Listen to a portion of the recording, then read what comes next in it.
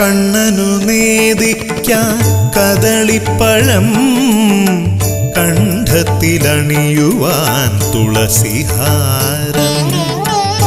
കണ്ണനു നേദിക്കാൻ കദളിപ്പഴം, കണ്ഠത്തിലണിയുവാൻ തുളസിഹാരം.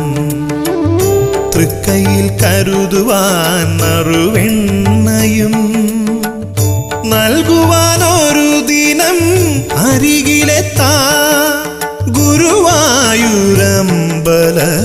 നടയിലെത്താ. കണ്ണനു നേദിക്കാൻ കദളിപ്പഴം, കണ്ഠത്തിലണിയുവാൻ തുളസിഹാരം.